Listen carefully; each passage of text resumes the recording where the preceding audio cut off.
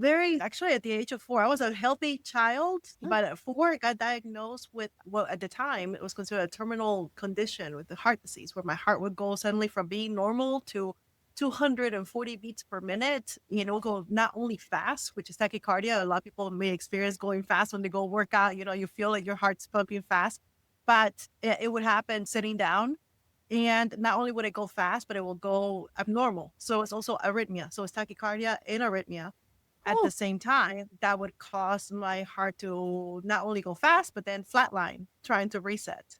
So as a kid, I grew up since I was 4, up until the age of 14. At the time, there were no, I mean, there's not much back in the 80s, early 90s, and even the research still a bit behind for women in heart disease.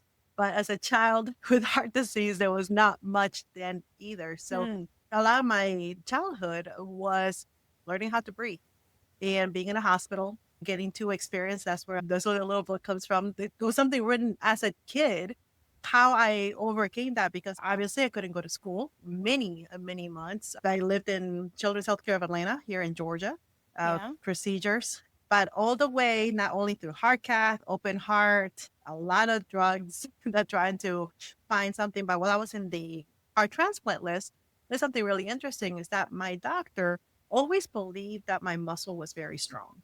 So a heart transplant for me would have only given me 10 years. And there was an opportunity that came for an innovative surgery. It had not been done, but Mm, it's called a heart ablation. Now, most people will know that by now because it's like yes. over almost 30 years later.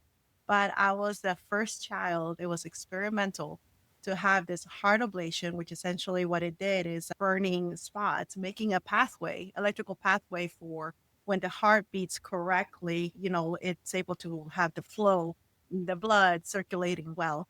So that's where a lot of my learning came from because I realized one with an ablation, even the whole name itself is you can have too much of a good thing. I had too much energy, basically the spots that would make it go out of rhythm.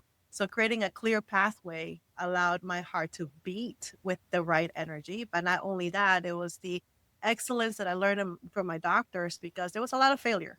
There was a lot of failures. It was very painful, but innovation really that the hope that there could be a change not only led them to come to this surgery that saved me, but when they did a 20-year anniversary, had already saved 3,000 other kids in Atlanta alone.